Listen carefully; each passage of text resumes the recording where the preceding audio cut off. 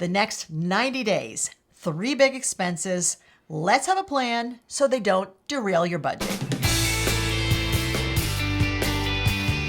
If you don't know us, I'm Larry. I'm Hope. And we're from Under the Median, where practical frugality meets real life. This video, we're going to give you an inside look at the systems that we use in order to plan the last 90 days of the calendar year. We just completed everything we're about to show you. This week, we just did it all. And so we wanted to share with you exactly what we're looking at so you know kind of these markers that maybe you need to look at so that you end the year in a fiscally sound position. Okay, so you don't run out of money. Let's talk about it. What are the 3 things that are most on our minds right now? First of all, we're at the end of September. We just are completing right now. We're waiting for a couple other numbers to come in, last minute numbers. We're going to sit down. We're going to look at our third quarter goals, see how we did on those goals, determine whether we're going to roll those goals over for fourth quarter, whether we're going to come up with a brand new set of goals for fourth quarter. If you've never watched us, we do yearly goals, quarterly goals, monthly goals, and weekly goals. We call our big 3. They're all interrelated. It's kind of like a stair-step approach where you have the foundation of those yearly goals and then you build on top of that and the goals all relate to each other. And we usually tackle about 3 things. That's about all we can handle. We max out at 3 big goals every quarter. Yes. So that's what we're looking at right now. We're figuring out how we did in third quarter and how we're going to head into fourth quarter. But every single year, I would say without fail, these are the things that come up every single year in fourth quarter, and these are the things you need to be looking at. I want to say that the fourth quarter can be the most challenging quarter out of all 4 because you have so many unexpected things that can happen.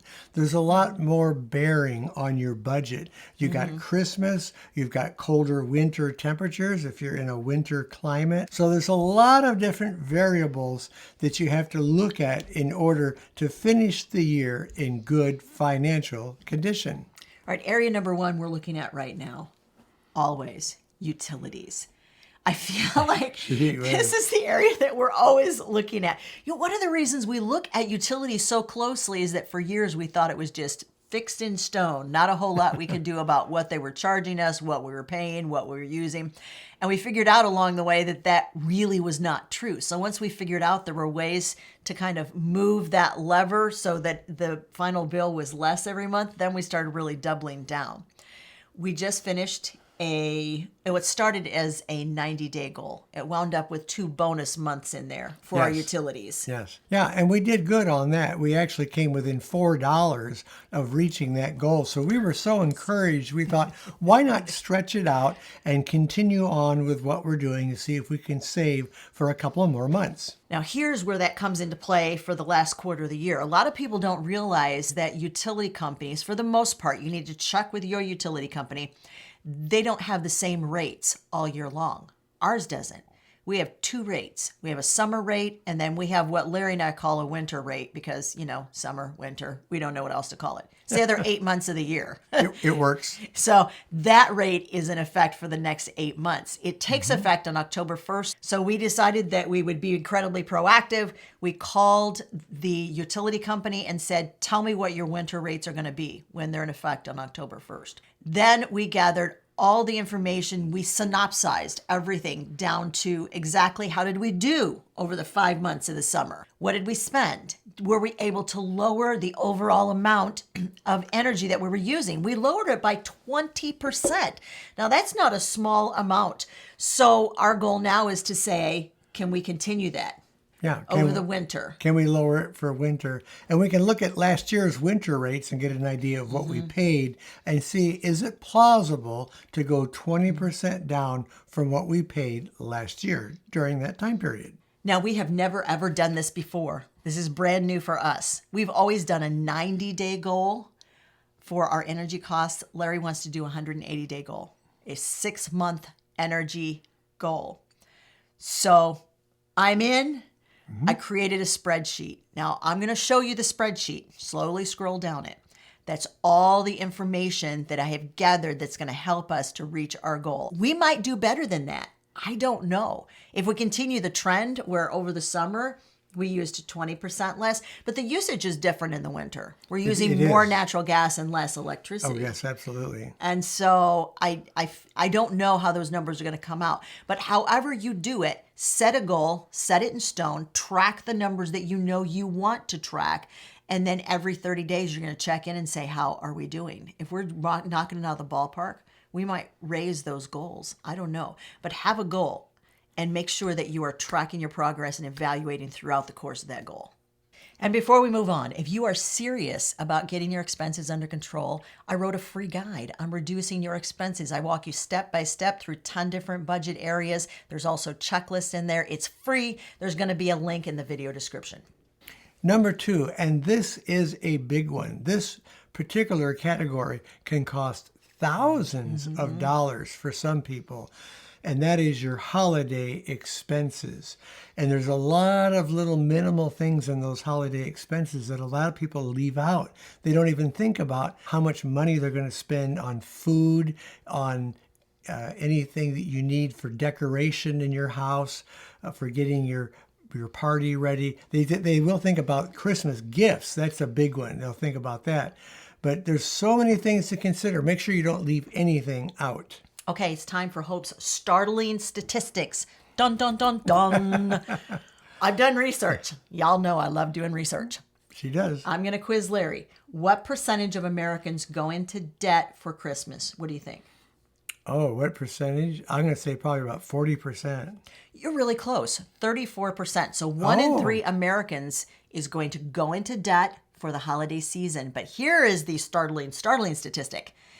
What percentage of those people are going to be paying off Christmas debt for 2025 when 2026 Christmas rolls around? So 12 months later, how many people are still paying on that I'm debt? going to say probably 15%. Oh my gosh, you're really close again. It's 1 in 10 of those people.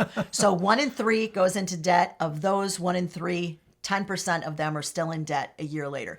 Here's the deal. Celebrating with family and friends and showing people how much you love and appreciate them should never drive you to the point where you are going into debt and it stresses you out. Yeah. Every single year, the holidays come around and you go, oh my Lord, Christmas is coming up again. So we're going to give you some tips that we use every year in order to make sure that we keep it all under control. I can't imagine starting next year's Christmas time and here you are still paying off a loan for last year's Christmas. I just can't imagine doing that. All right, one of the things we did, Larry just alluded to it, make sure that you have a budget, but make sure it includes everything. Yeah. If you go out to dinner with friends to celebrate Christmas every year, make sure that you have that amount of money and it goes into your Christmas budget. Everything related to the holiday season, including we buy specific ingredients to make some holiday things. Look, if my cinnamon rolls did not show up on the table at Christmas, my kid, well, they wouldn't leave. They'd be very deeply disappointed. Deeply disappointed. Yes, they would. So extra supplies that I am buying to do some of that holiday baking that I wouldn't normally spend, that also goes on our Christmas budget. In regards to that main category, and that's giving of gifts, one way to offset that is to buy gifts ahead of time that are greatly discounted, or maybe they're being clearanced from a store, and you can buy those things. Make sure you have a list. Get a Christmas list together of all the people that you want to buy for. Ours is much smaller than it used to be. We buy pretty much for immediate family, but our immediate family is growing. So it is getting bigger in that sense. But it really helps to have a place in your house to store these things so you can put them away and save them for the next year. We have a place under our bed. There's a place in the closet we can put things, and we'll just buy those, put them in there. And then before Christmas, we make sure we get everything out, get those names out, match everything up, and okay, what's missing? We maybe a few things. And we have another thing that we do to get money on our Amazon card in order to handle that. We use all of our Fetch points, and we redeem all of our points on Fetch, and we turn them into Amazon gift cards. And all of those gift cards that we've earned through Fetch, those are set aside for Christmas expenses.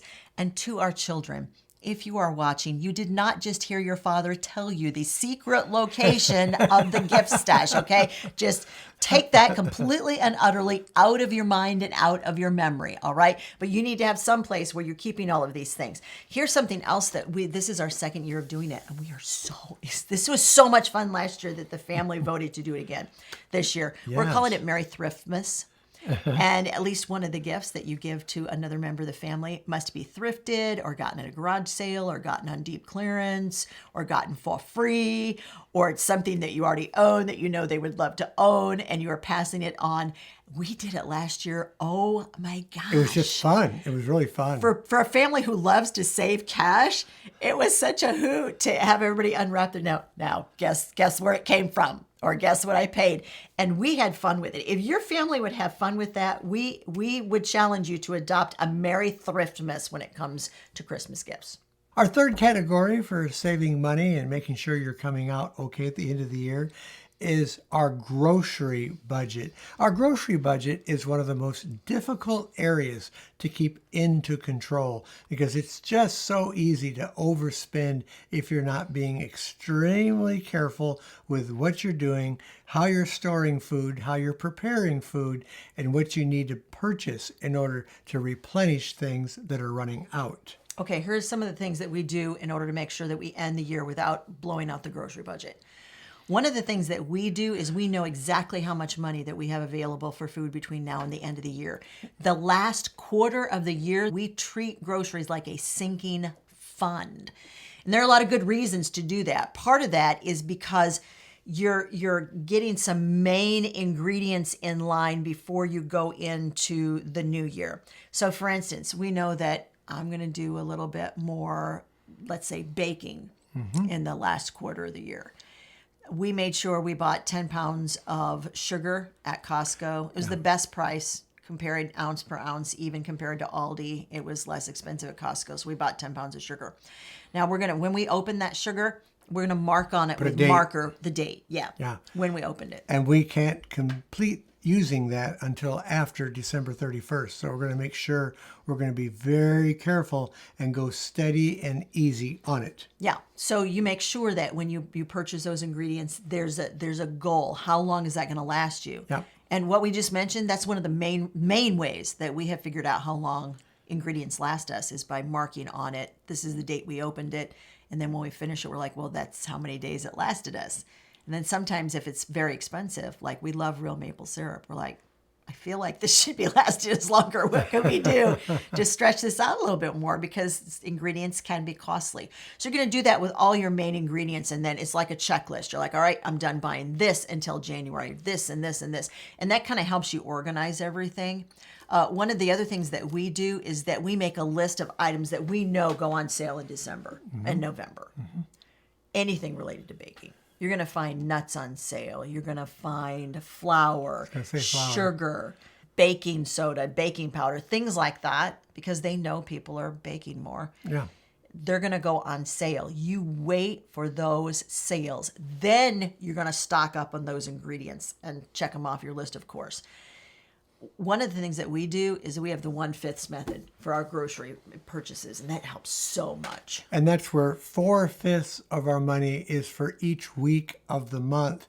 And the 1/5 that's left over, we use as stock up money. So when we find something on sale or on clearance, or we want to buy it in bulk, we use that. So we can put that money in toward that without taking away from the money that we need to spend on the rest of the month. Here's the next way that we save on groceries, especially when it comes toward the end of the year. And Larry just had to challenge me on this a couple of days ago. I sure did. I asked her, I said, have we been eating all the food down in our freezer? We have a pretty good sized freezer out in the garage, and I noticed it's pretty full. So we've got a lot of things in there. We need to make sure we're going through that and using up those items. Hope found some things in there from 2020 that's still frozen that we need to eat. So we need to put those on top and go through those and clear them out. So make sure that you're using up items that you might have in a pantry or in your freezers so that you're not wasting any food. What is the oldest dated item in your freezer? Just to make you feel better, I was cleaning out my dad and mom's Oh, freezer Lord. after they had gone and moved out of the house. They were selling the house. So this was in, I think, 2005, maybe 2004. And I looked in their freezer, and down at the very bottom was some items from 1974. And I went, wow, that is really old. Of course, we didn't keep any of that stuff. That was bad. But that's how old some of their stuff was. That was really old. Don't keep things in your freezer for 40 years. I'm just going to say it. I'm going to say it out loud. Don't keep things in your freezer that long. And for heaven's sakes, don't eat things that have been in Oh your my freezer for gosh. that long. No way. No way. All these combined really do help us to get a firm handle on our food budget. What exactly is available and left over to spend between now and December 31st? Those are the top 3 that we're working on right now, but there are more areas that you need to look at in order to prepare. We have an entire system that we use every single year to get ready for January 1st. And if you're curious, what are the other areas that we look really hard at, and what do we do in order to make sure that we end the year really strong as far as our finances are concerned? We did a whole video, walked you through it step by step. That 4th quarter video is right over there. I got a piece of hair right. It's driving me nuts. Take this hair out of my face.